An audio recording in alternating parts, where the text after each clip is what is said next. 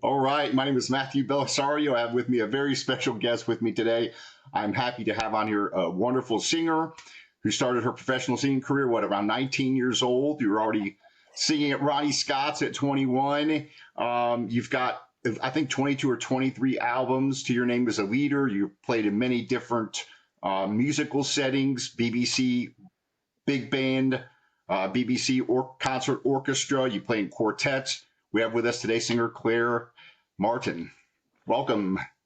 Thank you for having me. I'm thrilled to be here. Well, That's I'm a just, very big build up. Thank you. I hope I live. you've got quite a resume. So I was going through your discography and you've got a lot of wonderful albums, quite a variety of music. Um, we're going to talk about this new record here, which I think is fantastic. But tell us a little bit about how you got started. You're from London, right? I'm from South London. Born to working class family who love music. My mum especially was huge, is still a huge Ella Fitzgerald fan, and I heard a lot of jazz growing up. Although I never thought to myself, I'm going to be a jazz singer when I leave home. It all kind of went in. So I have to thank them for having such great taste in music.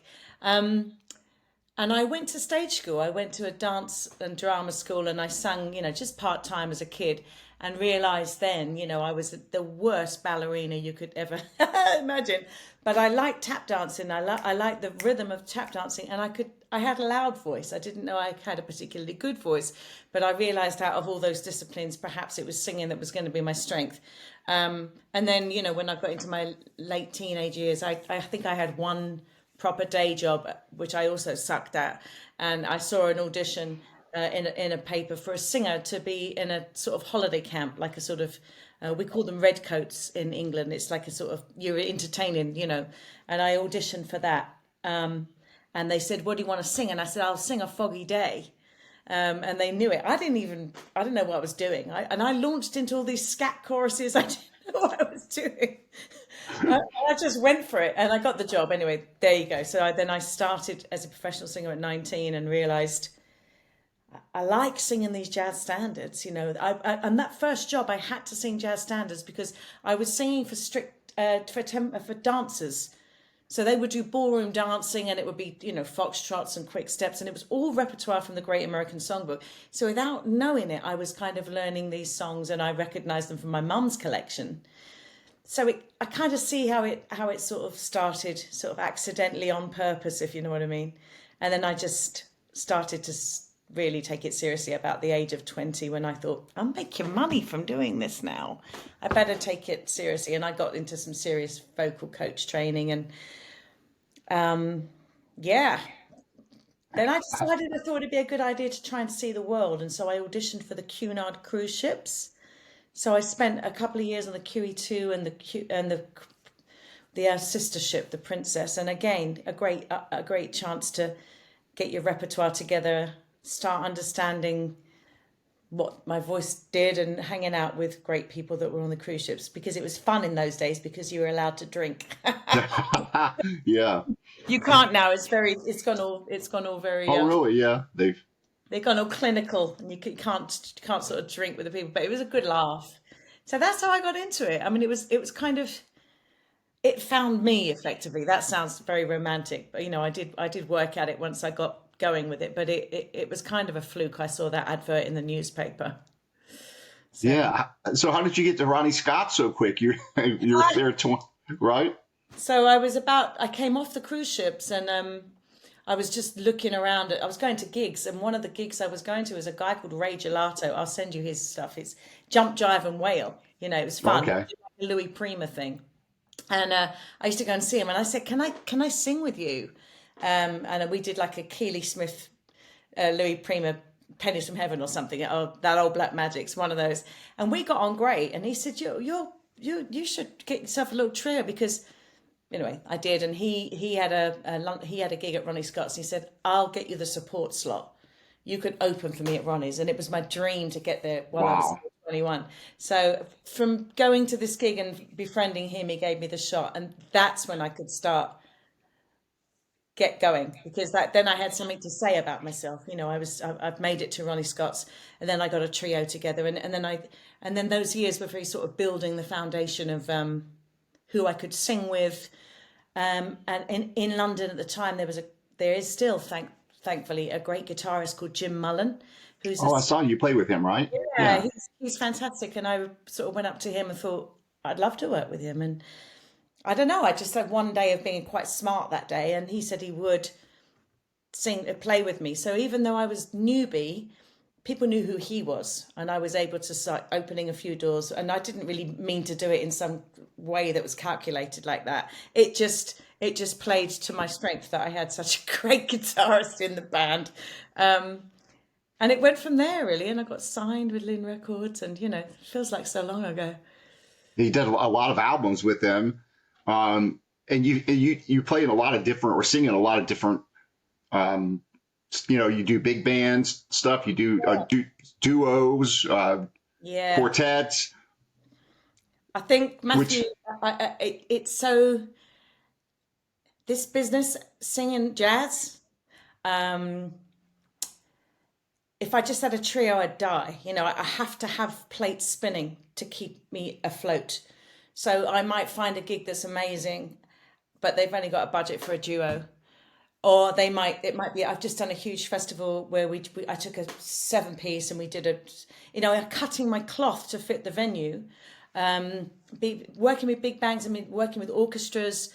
That's fantastic, but that's not all the time. That might be 6 or 7 times a year in both instances. So I've got to keep hustling. It hasn't got any easier, but it's become.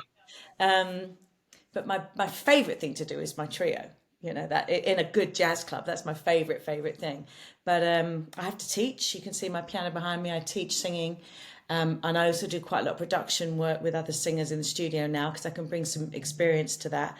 But if I just did trio work, I'd fizzle and die, because it's quite hard, And that's why when I see somebody like you raving about it, I go, yes, people are out there that like this music.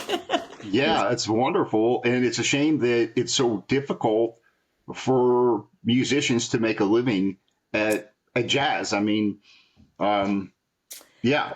It's just specialist music. I mean, whichever way you slice it. I mean, better for you in America, it's American music. And it's a massive country, so it's going to be, there's just more gigs around because it's a bigger place to be. This is a small island. Hmm. It hasn't helped itself by its, Brexit. So, we are kind of really on our own. So getting into Europe for me, even though I still do it, is slightly more difficult due to that.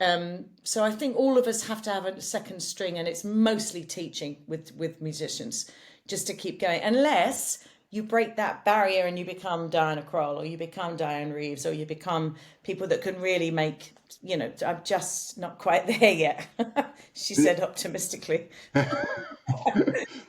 How is the London or UK scene with jazz? There are a lot of, because I mean, there's a lot of musicians I've had on this channel who are from London, and I guess there's a lot of things going on in London. Is that, I mean, a lot of clubs, a lot of different things with jazz?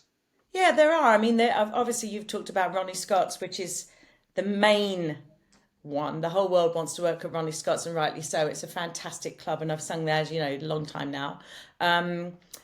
We have just had very good news that there's going to be a Blue Note Jazz Club opening at the beginning of 2026 in London, which is fantastic. We need another big club like that. I'm so sorry, the phone is Oh, ringing. that's okay. Shall I just tell them? I'll let it go to call. Oh, I'm so sorry. Will you be able It's to? okay if you need to grab it, grab it. No, No, no worries. I'm going to wait. So, I'm so sorry. I'm so sorry. It's Hang on. okay. Just tell them I call them back. Can I call you back? I'm on the phone. I'll call you back. Bye. Bye. That's my friend in America. It's Mother's Day in America. Oh, okay. Yeah, right. A bottle of champagne, and I think that was her ringing to say thank you. I'm so sorry. No problem. So we have smaller clubs that. What's the Pizza Express or whatever? Right. So there's a chain. There's a chain. It just says always the word pizza. There's Pizza Express chain, which have various. They're good clubs, good jazz clubs.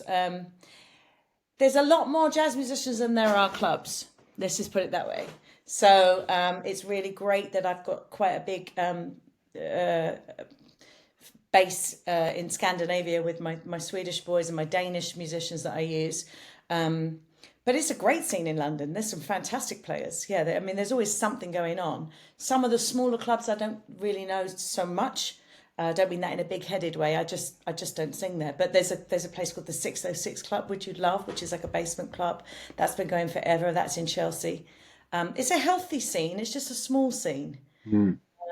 And it's I just wish more people would. I think we need about another 3 or 4 Ronnie Scotts, but I think once the Blue Note opens, that That'll will be give big. it a run for its money. There'll be some nice good competition there, and but yeah, it's still a good, but nothing like America. I mean, nothing like it. Well, here in the U.S., it's not. You would think it. I mean, obviously, it's a lot larger of a country, but outside of the major cities, there's not a ton of jazz stuff going on, unfortunately.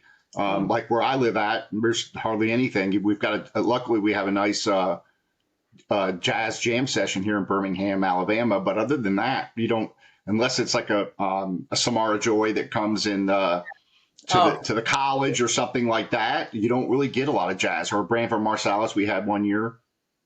Well, I'm wearing this T-shirt because my kid is studying at Tennessee. Oh, She's at really? Tennessee University, and she's been to Alabama quite a lot. She's a basketball player, and Oh, she wow. wanted to let me. She said, "Oh, make sure you tell him I played Alabama A and C, or was it A and anyway?" So she's very much been in the Deep South. She's been in Louisiana as well, and I thought, great, when I go and see her in Knoxville, I might be able to see. But again, I couldn't find a jazz club. So I know what you That's mean. I know what you yeah. mean.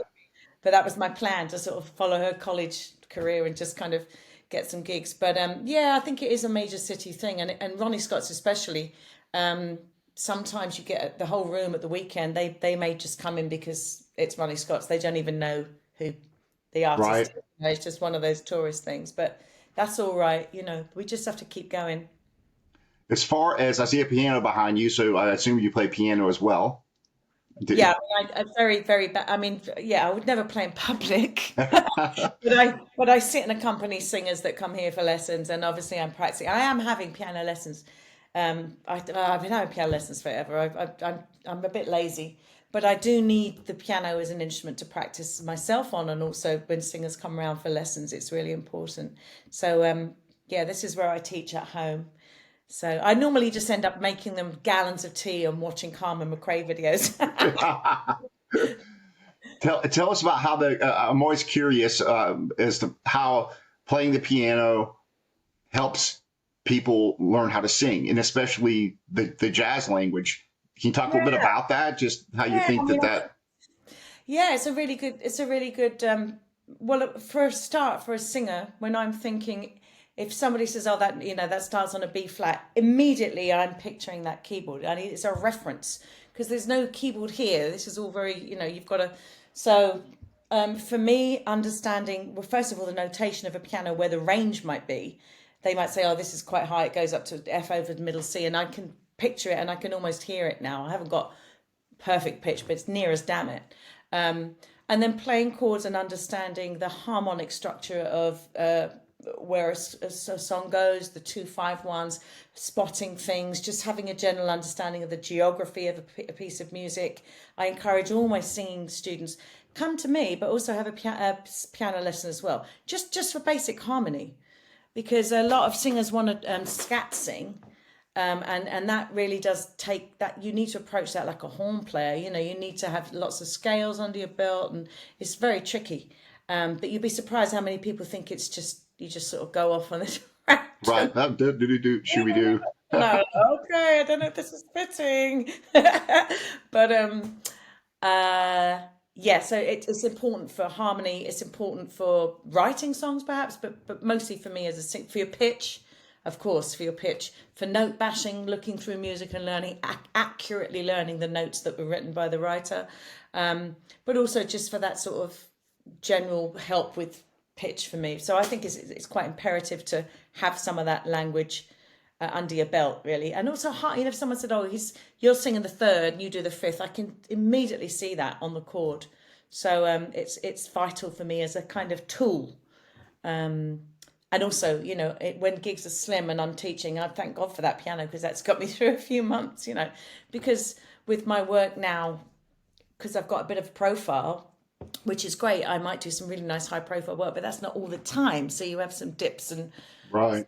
some months where it's just quiet. So you rely on your teaching. Right. So how did, obviously growing up listening to those records, you probably had that type of phrasing, I call it jazz phrasing. Uh, Kind of, you heard it a lot, so it wasn't too difficult to kind of get that. I think it was tap dancing. I think any rhythm thing I've got, ba-oo, ba, ga-doo, ga-oo, go, ba-doo, ba, it's a tap dance thing of the offbeat. Oh, I was very interesting. secure with my time with my tap dancing, and I think it just comes through. It's just come through with my singing, because I think my time is all right. I rely on it a lot for doing different phrases and things, and I think it comes from my feet, from doing 10 years of like 3 times a week, tap, tap, tap, Oh, tap, well, tap. yeah. And I think it's just ingrained in me, and I'm so grateful. Like I kept that going, because it's helpful. I think very helpful. I'm still working on it though. Well, that's the wonderful thing about music, right? Is you never get to the end. You can That's keep. right. This is not wine. Just saying. Okay. That's juice. Just because I Juice. got a little wine glass, don't judge me. I'm not. What about figuring out so who, first of all, who are your, I think I read that Ella was one of your favorites, and who are your models that you kind of really focused on listening to their records and Well, I went through phases, and I think all singers do, and I encourage my students to go through phases and start with the roots of it, which is like Ella and Sarah and Billie, and then I graduated to Anita O'Day, and oh, then I love her. someone introduced me to Betty Carter, and my tiny brain blew out, because I didn't know what I mean. That was 3 years of study, just Betty, and then I got introduced to Carmen McRae, and then somebody gave me the cherry on the cake and introduced me to Shirley Horn. Mm. And then I met Shirley Horn's producer in New York when I was hanging out with my friend Richard Rodney Bennett. He said, "Who would you like to work with?" I said, "I'd love to work with Joel Siegel. He's really interesting, and he works with Shirley Horn. He was he had a real hand in helping her career take off again." And he said, "Oh, he's coming around today. He's coming around here." I said, "Well, he's coming around here." He said, "Yeah, so you can meet him." And I couldn't believe that was fluke. And I met him, and we got on great. So he introduced me, and he ended up producing a couple of records, but he introduced me to all the Shirley stuff. I mean, that was fantastic. And I've always loved Frank Sinatra, and I love Tony Bennett. And I opened for Tony Bennett when he came to England a couple of times. I was the opening act for him. And then Mel Torme, and then, I mean, the list is endless, but I think my top two that have always stayed at the top, and they continue to just be so inspirational, will be Shirley Horn and Carmen McRae. They're my Yeah. they're my absolute two. But then, for me, when I first saw Anita O'Day, I thought, this is a white chick. She's swinging too. That actually can work. Peggy Lee, of course. Mm. Joe Stafford, and then all the kind of June Christies and the Chris Connor. Chris Connor I got into later on in life, because I heard her through a friend. She's another one whose sound I really love, And Cleo Lane, one of our own. She's been an inspiration. I'm a friend of her daughter's, who's a very good singer, Jackie Dankworth. It's never ending, and I still watch Carmen sing, and I just think, so much to learn, So yeah. to do, so much to sort of be inspired by. So the American songbook and these American girls are just killing me all the time. Yeah. So Yeah, let's talk about this new album, which I think it's your 22nd or 23rd record, I'm thinking. probably my 22nd or 23rd. I went from Lynn Records. They were fantastic for me. As you said, they were a Scottish-based hi-fi company. So actually their Yeah, big they thing, made turntables, right? yeah, really good turntables and wonderful speakers. And their sister company was the record company, and they would kind of use the records to sell the hi-fi in these shops. And quite a lot of the time I would do these gigs in hi-fi shops where people were buying high-end stuff. It was fantastic. I mean, like insane amounts of money for speakers. But anyway, and they were unlike today, I mean, because it just doesn't exist with record companies, they followed me on the trajectory and they really helped nurture me. And I came up with all these crazy ideas over the years and they just went with it. And I'm very grateful. And then I went with a Danish label for the last 4 records. The Bumpin' record, which is the tribute to Wes Montgomery. And then I did Songs and Stories, which is big band and orchestra with Callum Howe. And then the tribute to Richard Rodney Bennett with the Philharmonic Orchestra was also through them. And then finally, it wasn't a collaboration. It's actually, this is my first effectively as the band leader with Stunt Records, Almost in Your Arms. So it's kind of a big deal because it's the first one they've done with me not kind of needing any, not propping up, but just the collaboration's gone and I'm standing alone as a band leader. And yeah, so it came out in September of last year and I started touring it in October. So it's great. It's finally got, and it had some good airplay in America. It went to number 5 in the charts, the jazz charts, which I could not believe. I thought it went to 27, then I thought, oh, this is amazing. And then it went to like 18 and I thought, oh, and then when it went to number 5, I nearly fainted. What did this?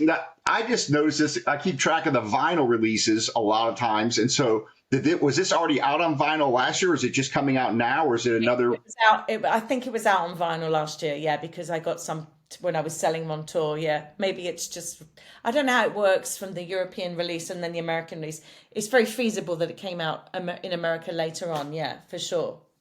Yeah. Well, this is a fantastic. Some of these songs, like the Tom Waits tune, fantastic. I really love that one. How did you choose that one, or how did you come across that tune? I have loved that tune forever. And James McMillan, who produced this with me, we were just talking about songs and we both said that not at the same time, but the same sort of song suggestion session. And we said, let's try and do that, because I'm a big Tom Waits fan. I also love Crystal Gale. So that was a no-brainer. We thought it hadn't been done for a while. It'd be nice to bring it back into the... Yeah, I didn't know about it. I had not heard it. Yeah, have you heard the original? No, I have not. Okay, it's from a film that was directed by Martin Scorsese. So it's from, I think in the 80s. I can't remember the film now. That's a bit of a senior moment, but I'll think of it. I think it's called One from the Heart. One from the Heart is the name of the film.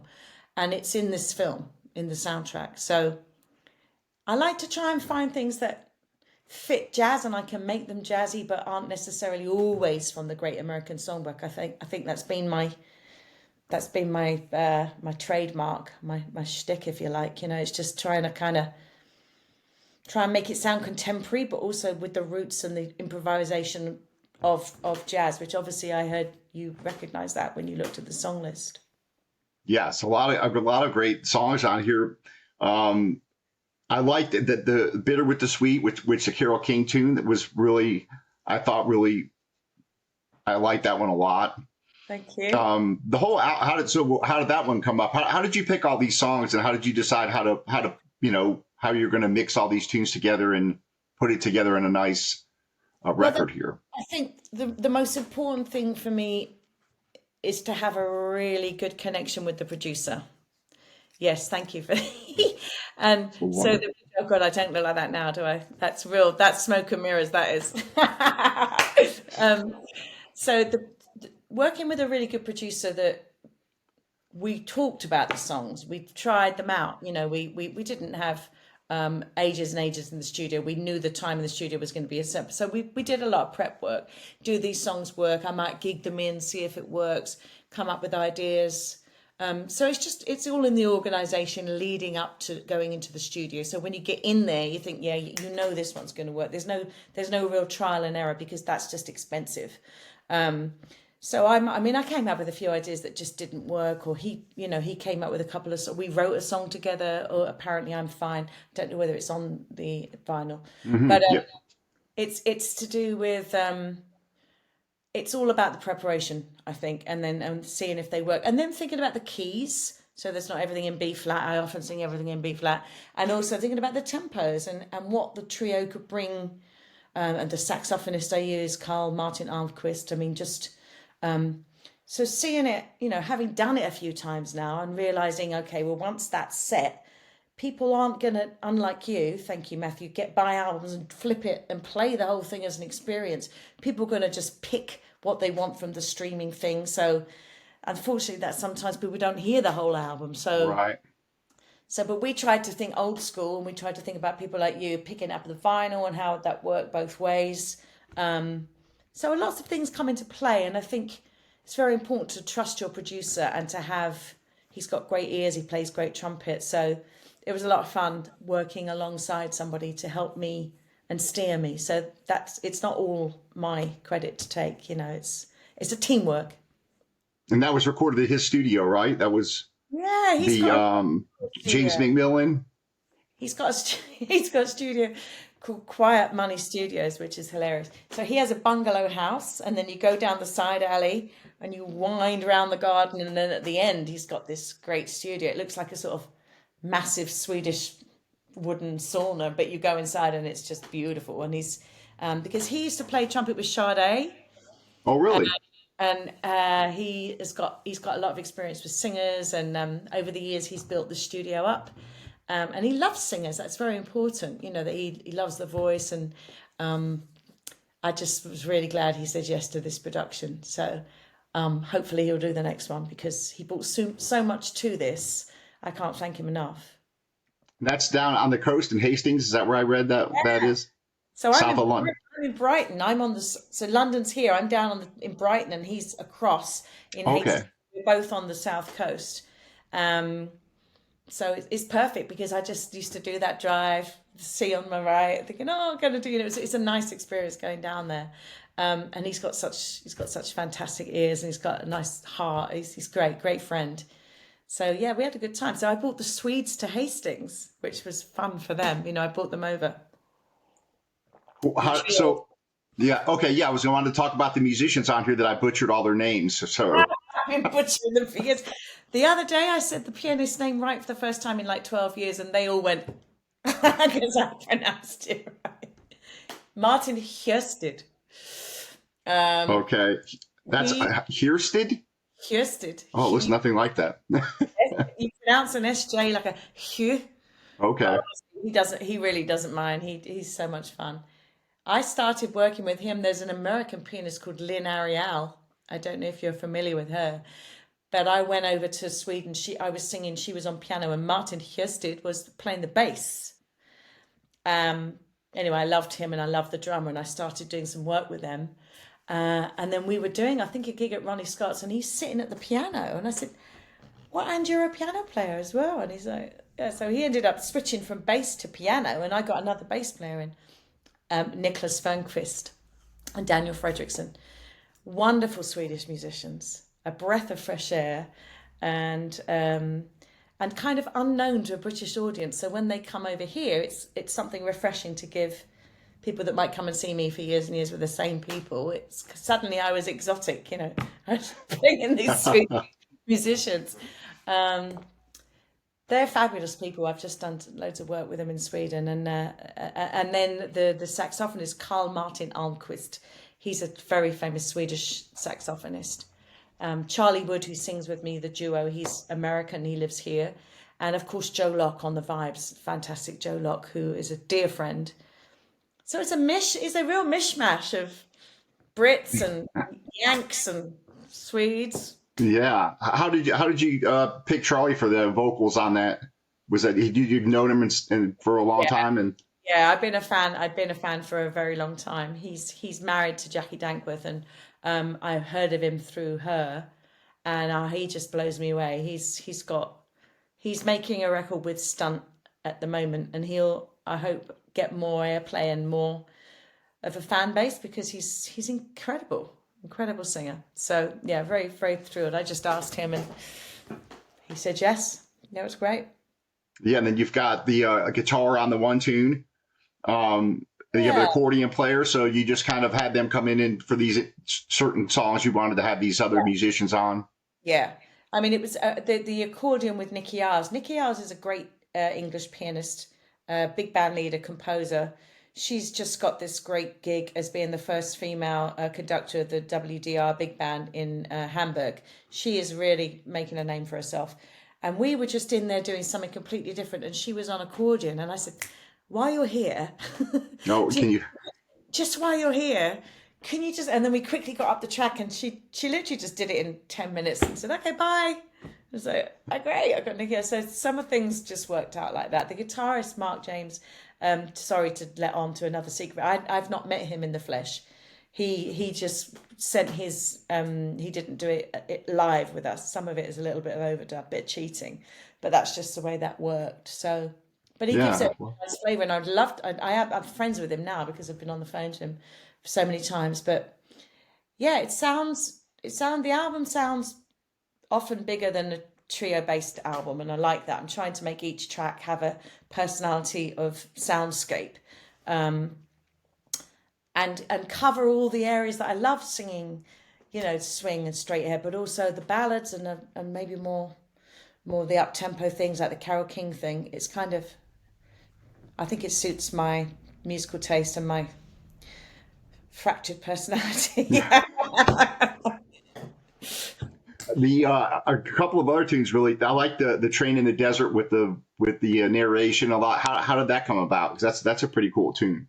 That tune is a. I was in Los Angeles with visiting my friend Mark Winkler, who is a great singer and a songwriter, and he said, "I've got some new songs for you," and he demoed the Train in the Desert and also Do You Ever Wonder, and I heard it. I said, I really like that.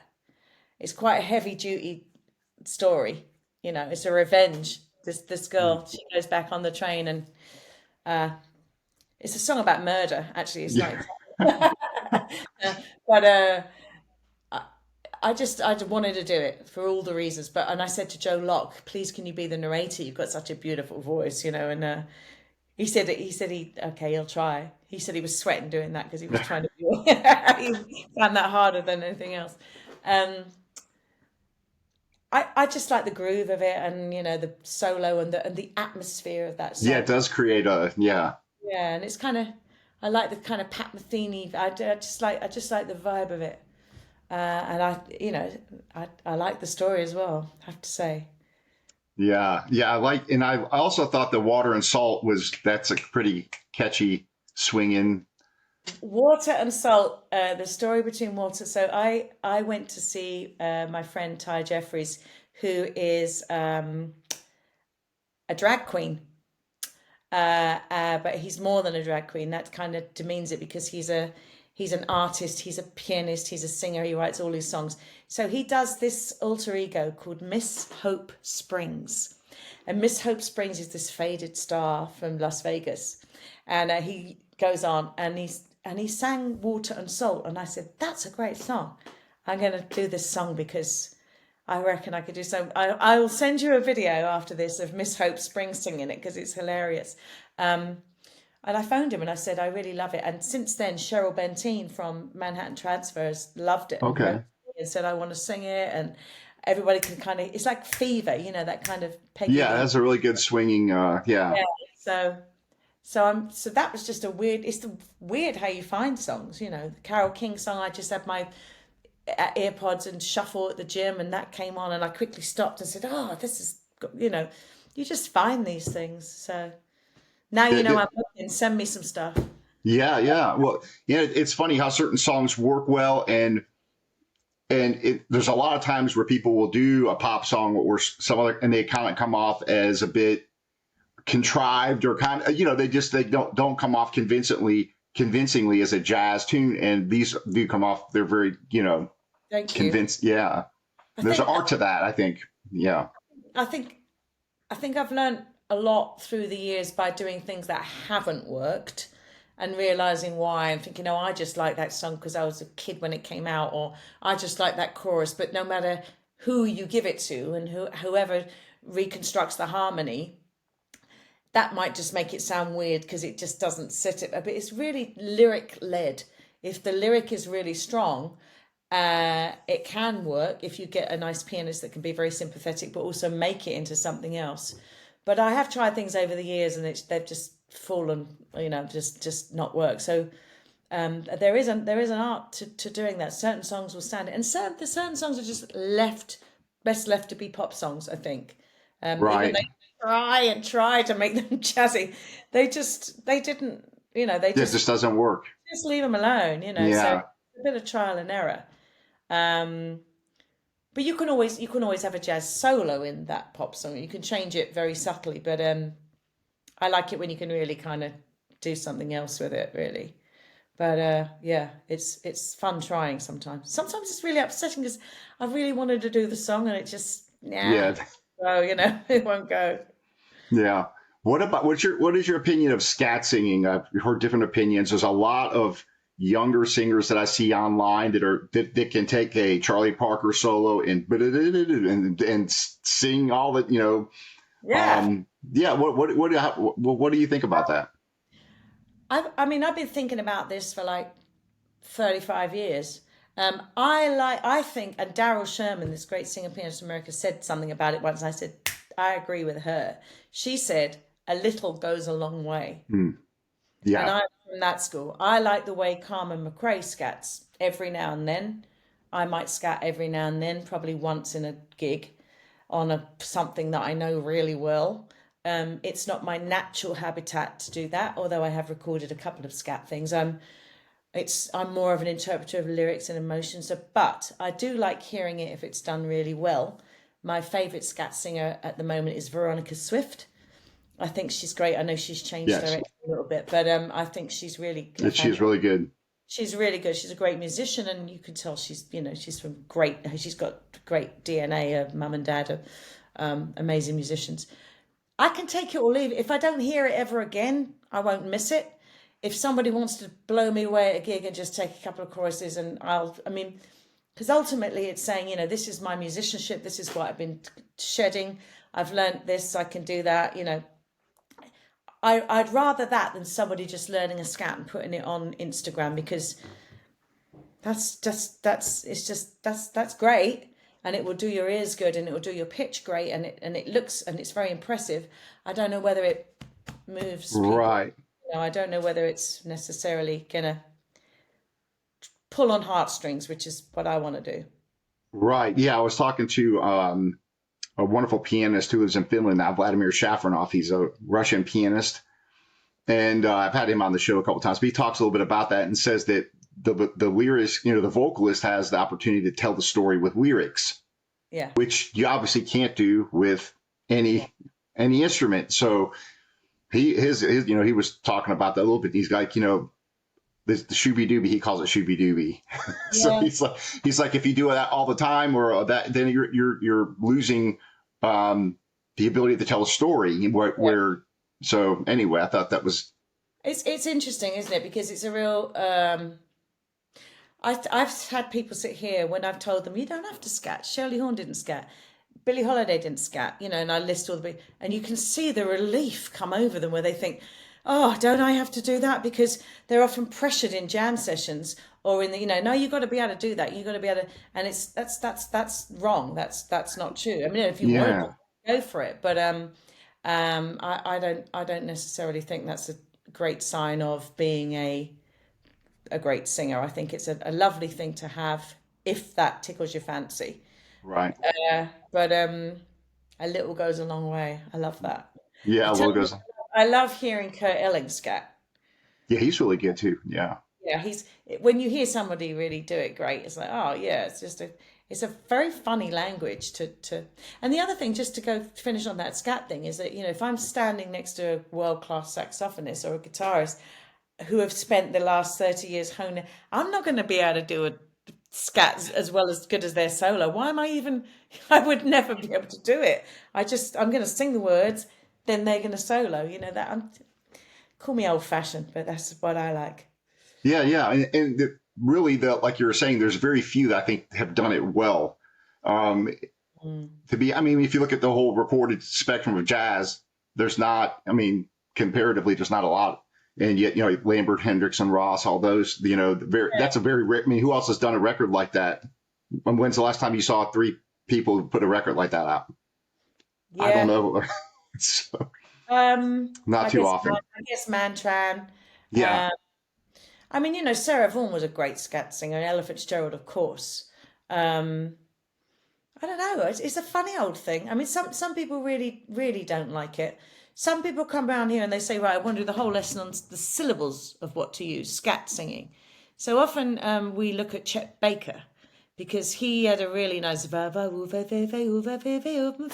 like he's kind of got a v kind of vowel and it sounds nice and you can hear that he's singing what he would play and it's amazing. And we can study that and we can look at the consonants you use and the vocabulary because people just don't know what sounds to make, like shooby dooby, like you're saying, the Right. Frank Sinatra thing. Yeah, yeah. Yeah. Yeah. So yeah, I think that's interesting. I wanted to flip through a few records with you and look at some of these old vocalists. I thought it'd be kind of fun to look at some of these because I know you're going to know a lot of them.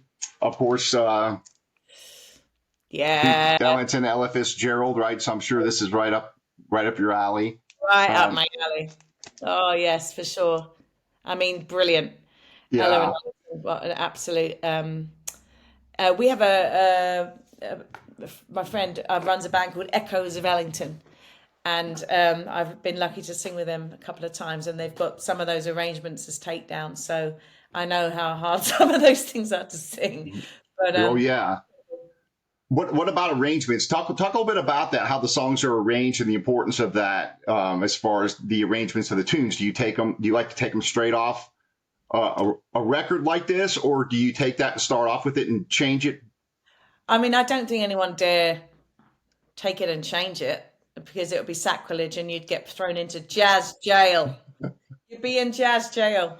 So you take it down. People take it down, and then you can call it Echoes of Ellington, and you can do it.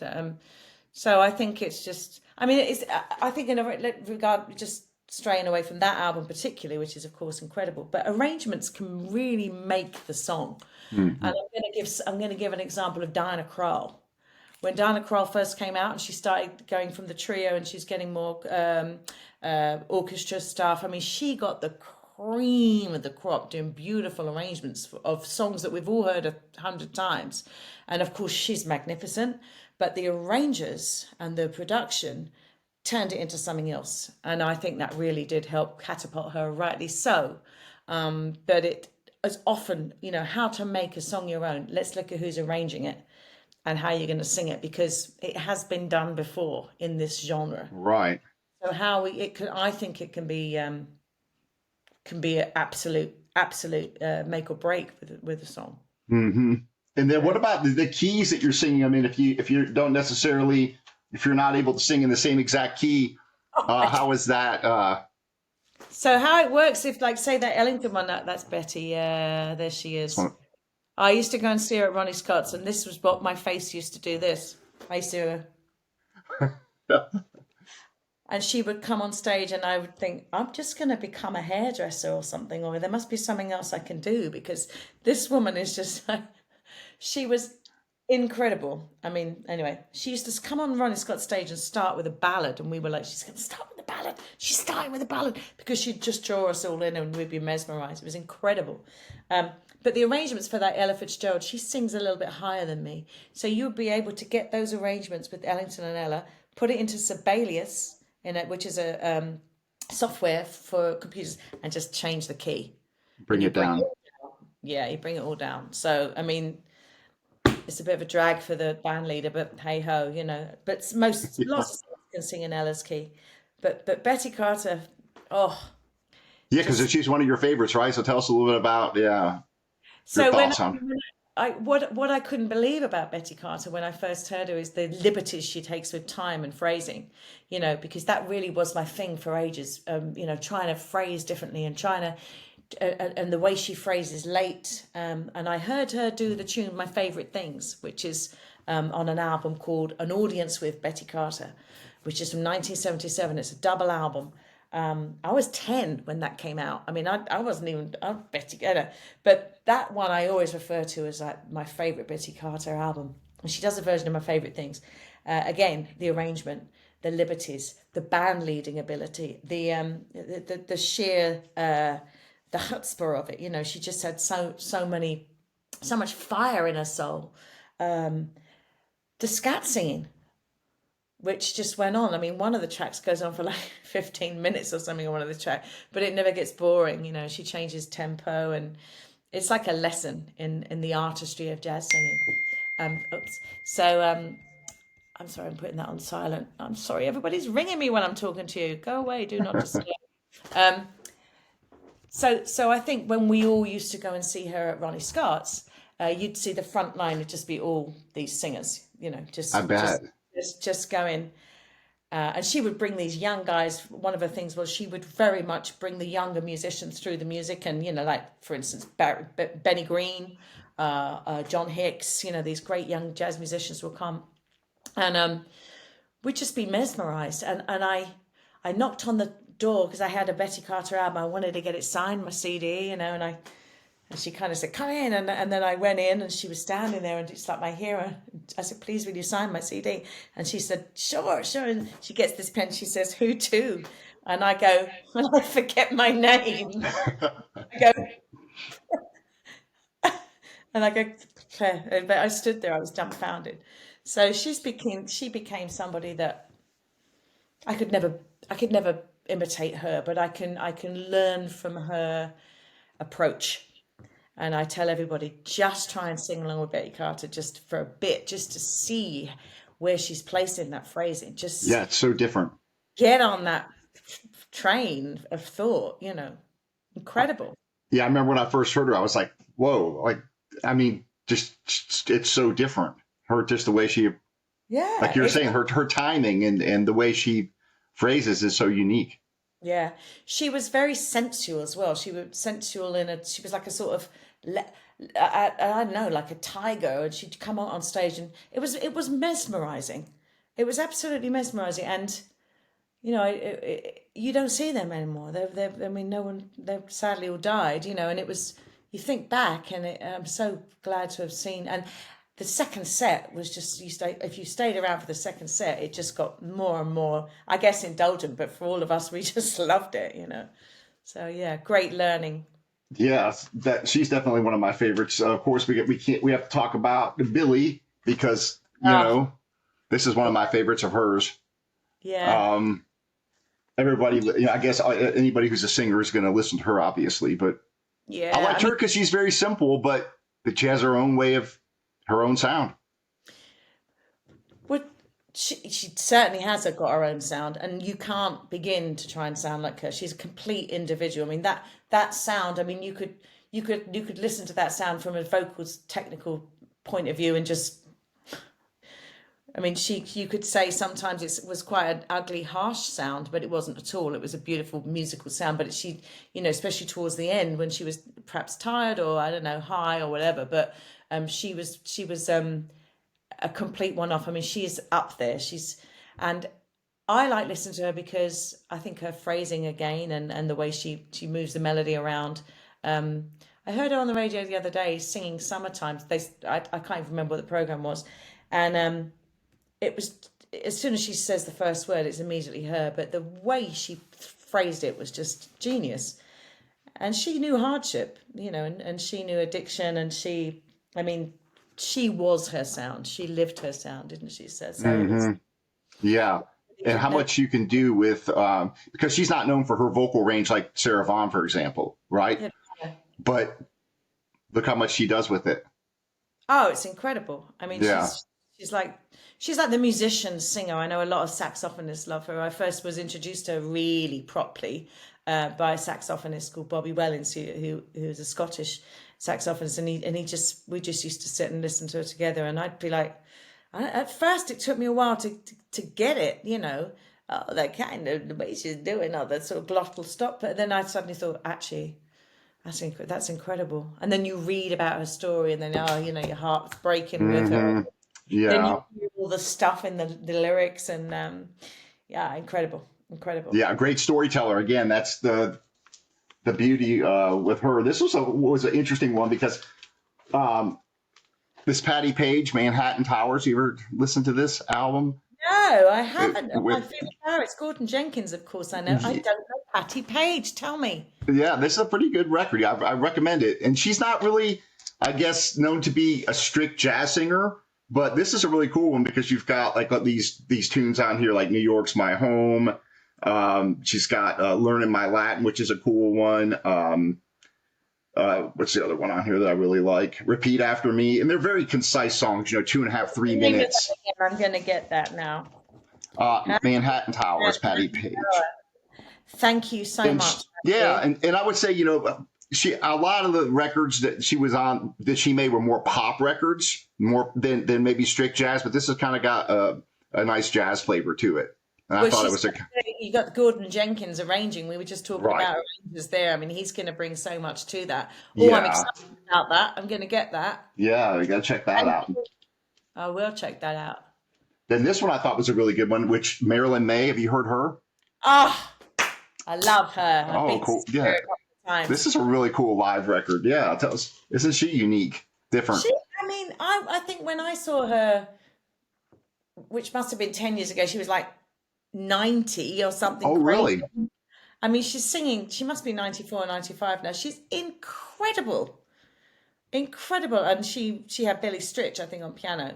It was amazing. She was, I mean, the artistry she brought to that stage and the chemistry she had with the audience, they absolutely loved her. I mean, she just came on, the adoration was, tangible. And she sings what off. Yeah, I love her. Interesting. I didn't know she was still singing. I don't know. Huh? What was that? It's just Patty Page. I don't know. Now. Oh, yeah. Yeah, but I didn't know she was still singing. That's interesting. She's still singing. It's incredible. Check it out. Look her up. You'll see her. She's singing in New York. Not all the time, but, incredible. I mean, talk about getting better as you get older. And the energy of the woman, it's just insane. Wow. Like she was. Yeah, this is one of those records, like, I'm at the record store flipping through the bin and I see it. I'm like, oh, I've never heard of her. It's $3. And I take it home and play it. And I'm like, oh, this is great. That, that $3. That's gold dust. Okay, what's this one now? Carmen McRae, Lover Man. Oh, there's my girl. Yeah, that's amazing. Wonderful. This is on the Columbia. Yeah. Yeah, that's great. You got good taste there, Matthew. You got a nice little selection there, man. Yeah. So what do you think's unique about her? The way she sings. She's got her own sound as well. Sound, depth of emotion, storytelling ability, jazz chops, pianistic prowess, choice of material, kick-ass, don't mess, I'd be scared. Vibe, just the attitude of this woman. I mean, she just draws me in, but musicianship, I mean, I could just go on. She knocks me out. I mean, she knocks me out. And she's a lifetime of study for me. So she's still one of your on top of your list, right? Of listening. Absolutely. Oh yeah, and I picked this one up too that I ran across. This was only a few dollars too, but this is her way back with singing with. Great album. Yeah. Yeah, Sammy Davis. Yeah, that's a great album. It's kind of on the Decca label. That's quite rare, actually.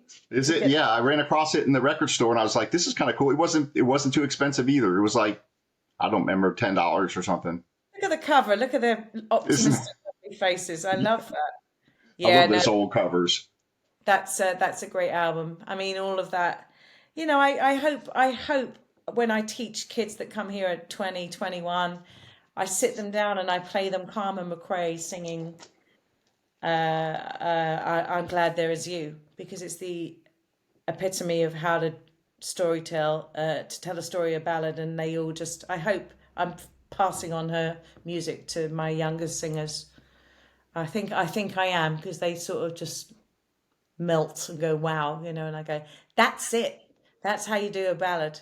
Talk a little bit about, do you think it's more difficult to sing a ballad than it is to sing an up-tempo tune? No, I think the other way around. Do you think it's harder to sing the up-tempo tune? Yeah. Okay. I mean, both was a start. I mean, both have their own artistry around them. I mean, Shirley Horn was the queen of the ballads. I mean, she would really sing everything so slowly, beautiful. I mean, she was, but I think in this music, the swing fill, the 2 and 4, you can't teach that really. I've Really? tried. Well, I try. I mean, but people have to have a good sort of feel for swing and understand you know where the time is. I think it's easier for anyone to sing a ballad, but it's harder for people to really get on tempo and swing and understand to get in the what's the expression? You know, get in the pocket of the groove really. Hmm. So when I hear a singer really swinging along, I think that's harder. I don't know whether it's necessarily harder to do, but it's definitely harder to teach. And it's Oh, harder to yeah. do because you got to with jazz songs. Sometimes they're like 32 bars and it's over. So you have to go round again and take a second chorus. So you've got to bring something to the second chorus. You've got to have something to say. Maybe you take that second chorus as a scat chorus. But if you're not like me and you're going to try and do things with the words, you know, that you've got to have quite a few ideas, you know, up your sleeve. And I think that takes more thinking than singing slowly. However, when you're singing slowly, you need to be authentic and touch people's hearts. So that's another thing. So I guess they both have a. It's all hard. What can I tell you? Yeah, yeah, yeah. I'm always curious. Yeah, because and then the other thing I wanted to ask you is how do you keep your voice in good shape? Because we sometimes we do an acoustic trio here, and I don't do jazz. I do like blues and rock tunes or whatever. But if I sing for 2 hours, like I'm hoarse. Like I know you will be if you're not singing all the time. I'll email you all my top tips, but mostly it's hydration. And it's being able to hear yourself well. So don't let your band be too loud. You don't want to be drowned out. You want to hear yourself very well so you're not straining. You want to have warmed up quite well. I bet you don't warm up, do you? Nah, no, you just show sing. up and sing. Yeah, Yeah. You got to warm up. You got to treat it like a muscle, like you're going for a run. So don't just go sprinting off. Um, Drink loads of water while you're singing. Don't shout. Don't smoke. Don't drink. You have to live like a nun. You have to be like a nun, yeah, you know. yeah. So does alcohol have a big? I mean, like if you're having a beer or something, that always. I drink it after I've sung, you know, Hmm. because it definitely affects your vocal cords. You know, it can dry you out and it also can make you think you're really good when you actually ain't singing that well that night. Yeah, yeah. What you always see, like what Frank Sinatra with the glass of scotch or whatever, and he's That's apple juice. That's apple juice. it's apple juice. Yeah, that's what Dean Martin did because he was a teetotaler. So he just had apple juice. But I mean, you know, you just take care of it. Like you've got to start thinking of it like well, it's your instrument. So and I believe it or not, I mean, look at me, I chat all the time. But in the day when I'm singing at night, I'm quite quiet and I steam and I'm practicing scales and, you know, you just look after it. You get used to looking after it. But Yeah, my advice to you would be warm up because it's not fair. You're asking your voice to do a marathon and you haven't done a little jog yet.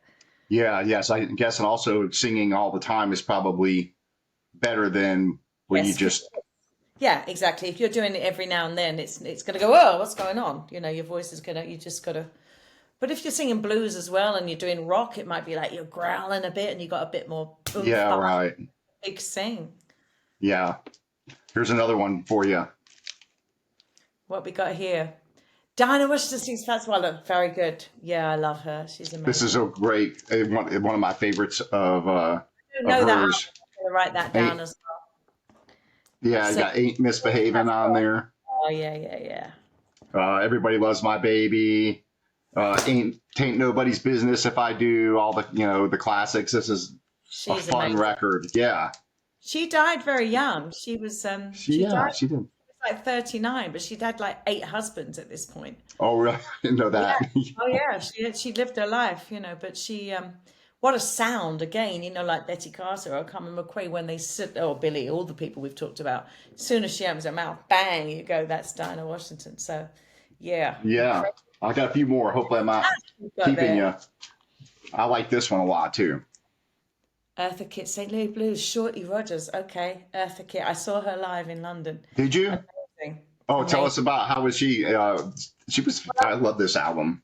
I saw her much later in life, and I was at a I was at a gay club in Brixton, and she sort of came on as a special guest, and I think she just sort of entered the stage with a load of furs. It was all very high camp, and she kind of purred her way through a couple of songs, and everybody went mad. And it wasn't really in a club situation. It was much more of a sort of special appearance. But yeah, we had a good time. She was incredible then, but I think she was getting on, bless her. Yeah, wonderful. That's a great Yeah, album. that's a good album with all the St. Louis blues, all those classic. Now this is one I ran across the other day that I bought that I'd never heard before, but what a great. Ernestine Anderson, is the most unsung heroine of this music. Ernestine Anderson used to play in New York. She used to come to Ronnie Scott's, and she did some great albums with Monty Alexander. Check her out with Oh Monty yeah, Alexander. A fantastic singer. I mean, and she should have been much more famous, if you ask me, because you ask people, do you know her? And lots of people haven't heard of her. And it's a shame because she was amazing. Great bluesy sound, wonderful jazz singer, apparently a wonderful person. You can imagine that when you hear her sing. And I do one of her songs called Never Make Your Move Too Soon. And it was her signature tune. And I always mention her name because I want people to go and check her out. Yeah, incredible. yeah. I Yeah. was glad to come across that in the record store as well, and I heard it. She was very easy to work with, is what I've heard. Very Yeah. I mean, you got some good record stores. You may not have the jazz clubs, but you got the yeah. record. Yeah. Okay, a couple more. This to me is I don't know if you've have you heard this. This is a Sarah Vaughan Yeah. release, the Lost Recordings, Lost Records, and this is from 1969, live in Berlin, Philharmonie. I And have. this I blew me away. So if you have not heard this, you need to go listen to this because I What's the think name of that one again? it's called the Lost Recordings. The Lost Recordings. Okay, I'm Hmm. learning. And then it's live at the Berlin Philharmonie. I think there's two of them, so you want to make sure you get the right one. What's the material? She's got all this. It's just unbelievable. Let me take it out of the wrapper so I can read it here. I mean, I played this for people when they come over, and I was like, "Do you want to hear a real vocalist?" When you and everybody's blown away. But you've got a lot of living to do. Yeah. Alfie, of course, is on here. On a clear day, Ah, uh, great. passing strangers, Oh, of course, classic. Misty, my funny Valentine's on here. All of me. I'm gonna suss Um, these out. I'm gonna suss all these out. It's great you've introduced me. yeah, fly me to the moon. But it's unbelievable. You hear the range of how she can go from down here to up here and just like Incredible. nothing. Anyway, I don't know how Well, she did that. I It's mean, incredible. it's just it's a I don't know. It's a gift from the heavens. She could just have that range, and it got lower as she got older, and I think it got better as she got older with the lower range. She was incredible. Hmm. Yeah, I mean that's another one where you put it on and weep because you're just Yeah, like, wow, I'm just this is one of my probably the favorite. I mean, there's a lot of her. I have a lot of her catalog, but this one here is just one I always put on for people. just be, I'm gonna get that and yeah, they record. got it on CD and they have it on record. That's a question for you. Do you collect records, vinyl records, or No, I don't. When I do get them, I give them to people that collect. I've got a lot of. I got loads. See that? I got about 30 times that upstairs. I'm a CD girl, and okay? I guess I'm embarrassed to say that I do use the streaming, even though I know it absolutely crucified our industry. And as far as the royalties, I mean, it's a really handy tool to use the streaming services. Oh, but I hate it. I love it and hate it, But records, yeah, I'm scared to open that door because I'll never stop. I'll never I know stop. how it is. I still collect both. I buy CDs and records. I prefer if I buy the physical medium, I like to have it on record because I like to sit home and listen to it on a nice stereo and everything. And if I'm Beautiful. driving or something, then I've got the streaming if I'm driving. So, but a lot of stuff's not available on CD, sad to say. So you have no choice if you want to have the physical. And I'm still old school. I want to buy the physical copy, so I'll buy CDs You know what? still. You'd be surprised how because my record company is Danish, and I've noticed when I go to Denmark and Sweden that most clubs are playing vinyl. Vinyl is really hip right now. Everybody's gone off CDs and they're onto vinyl. So when I go on tour, I got this great big heavy bag because I'm carrying vinyl. And it sells quick because people want that experience. They want to sit down. They want to, like you did the other day. You put the needle on, you turn it over. It's a thing. It's an all-consuming experience rather than just like a flip on a thing. So I think I probably will stop ordering CDs to take on the road and just take vinyl. and it looks nice when you're selling it, and you can Yeah, and sign. sign. Yeah, yeah, It's it is really nice. so I'm all for it, but I guess I better get a record player. I want to get that Yeah, one. I want to get that one like you've got. I know yeah. it's a great sound, isn't it? I mean, when something is on vinyl, it's purists will argue it's the best way of hearing the actual production. It has its own sound. I mean, sometimes Yeah. does it sound better or doesn't it? Well, that's debatable depending on each record, but I just like to have it on the record, Mm. you know. I'm glad you do. I'm Yeah. grateful. Couple more for you, and then I'll let you go. I know I'm keeping you probably, but Oh, you're all right. this one I was actually impressed with. And of course she was more of a pop singer, but this was really nice. I love her.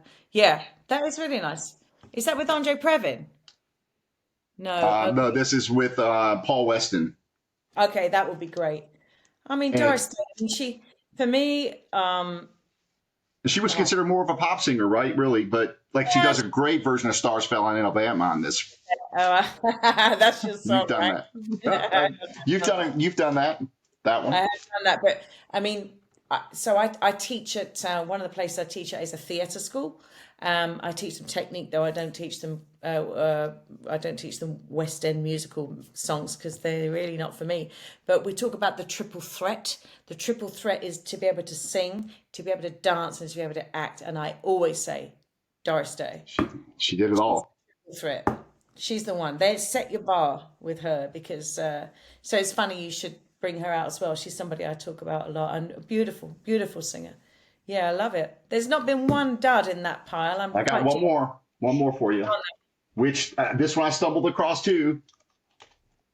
Lorez sings Pred. Alexander, right? I mean, you don't see her around too often, but this is a live record recorded Yeah. somewhere in Chicago. It's recorded live, and this is fantastic. Have you ever Really? have you I'd heard this one? hear that. No, I'm writing it on my list. I'm going shopping after this. Yeah, Lorez sings Prez, and she's got all the great tunes on here. Fooling Myself, You're Driving Me Crazy, Easy Living, Polka Dots and Moonbeams. There'll Never Be Another You. Love it. And this is a hard one to find. So I don't, You get that on streaming service. Sorry to say again. I don't know if it's on there or not. I haven't looked. I might get you to do So me a favor and record that for me and send it to me as a. yeah, now you might be able to find it on YouTube. I think it is on YouTube. You can Oh, listen okay. to it. Yeah. Amazing. Yeah, I'll have a And then look. there's a repress they did of this. This is an original one here, and this one wasn't in such great shape. It's got a Hmm. lot of crackle on it, so I ended up buying one that was repressed like in the 80s or something, and so I could get a better copy. But this I love that absolutely about you, Matthew. I love that. I love that. That's you're music to our ears because without people like you buying our records and being this animated about it and understand. I mean, honestly, it really knocked me out when you sent me that message. I really can't thank you enough. It's because you put your music out there and you just think, where's it going to land? You just imagine it. You hope people are buying it, but to get it and to hear it in such depth and to be so to celebrate it like this, it's you're a breath of fresh air. Thank you so much. well, I'm happy to do it. I love when I discover, and there's so many people out there that, and here in the United States, I don't know, it's the UK scene. I'm still learning because there's so many people over there that are great jazz musicians I've never heard of, and in that a lot of Europe, in fact. So, and a lot of times, of course, people are listening to all the old stuff. Yeah, So, or if they're vinyl collectors, they're buying the Blue Notes, all the reissues of all the classics, which we all love. But a lot of times they're not even focused on any of the new stuff that's coming out, which is yeah, a shame because, like I said before, if you don't support the working artist, jazz is not going to continue. And it's only like 4% of all record sales. It's probably less than that. And then when you think about what they're buying, it is less than that. But if you imagine what less than that is, it ain't a lot. right. And so in a lot of these, like I had Corey Weeds on, which you probably know. He owns Cellar Music up in Canada, Vancouver. He's a saxophone player, and his jazz label, Cellar Music. He talks about they're only making a few hundred records when they make these because it's hard to sell them all, and that's with the artist taking them out to the gigs and selling them, right? Yeah. So No, it's yeah, it's It's hard work. So this is good. I'm going to send you a few suggestions for English singers that you probably haven't heard of as well, and Oh, keep the yeah, ball definitely. rolling. Just to keep you informed with what I know. And you've introduced me there to like 5 albums that I'm going to look into, and that's what it is, isn't it? It's word of mouth and celebrating the stuff we all love and keeping it going. So yeah, that's Yeah, cool. and I'm glad people like you are still making these wonderful records. So Oh, thank you for doing that. thanks for saying that. Sometimes Yeah, I wonder what I'm doing. yeah, Yeah, I'll just keep going. yeah. Talking to these, I have really just a wonderful privilege to talk to people like you and all these wonderful musicians. And I had Eric Alexander on, the wonderful He's sax. good fun. He's really good fun. I've worked with him. Yeah. And he's just like, I said, well, what about these young people trying to make a living? He goes, well, yeah, it's never been easy, but I pity the fool that, that's trying to make a living playing jazz. It's, um, Yep. you know, a lot of Well, I people, mean, we but love it. it's a love. Yeah. It's a love. If you, We love it. It suits me. I like it. I'm still learning. It's got me hooked. So here I go. I might be able to crank 20 more years out and then that'll be it. so before we go, tell us what you got coming up. I know you're playing at the Pizza Express. Aren't you playing there? You're playing, singing different places. Express with Calamar's big band. I mean, America wise, I'm coming out to Seattle in September, and then I'll be in LA doing a couple of things with a pianist called Jeremy Siskind, who's amazing. I'm just waiting for my American visa, my work visa to come. It's very expensive for us to get a visa, to get a 3-year visa to come out to America. And then I'll be really, when I get that in my passport, I'm going to even see if I can get a gig in Alabama and come and say hello You to you. gotta come. Yeah. But I'm doing stuff in Spain this year in July, and I'm doing lots of stuff in London. The Calamar Big Band, I think, will be a great one in a couple of weeks' time. But it's all on my website, Yep. I'll clairemartinjazz.co. put it up in the notes below. They can go to your Yes. website and buy your record and everything. Yeah, it's all up there. And if anybody wants to just touch base and say hi, I'd be happy to get messages and just create new friendships. Yeah, I'm just keep going. As But far as yeah, what about recording projects? Anything planned for the future now or? I'm just wondering. I want to see how this one goes, Mhm. and then I'll probably be doing something towards the end of this year to release in the summer of next year. Yeah, I'm still thinking about it. I did a record with Kenny Barron, which was the highlight of my career, without a doubt. I would love to revisit that situation and maybe do a duo album with him or something. I've got my little eye on him, but it depends where he's at. I mean, yeah. Anyway, so I don't know. I think it's going to be American rather than Swedish this time. But I don't know. I don't know. But Cool. yeah. Well, a lot to look forward to. I appreciate Yeah. you coming on and talking with me and spending this time. It's been my pleasure. Thank you for educating me on some of those great albums and for being a fan of this music. Truly appreciate it.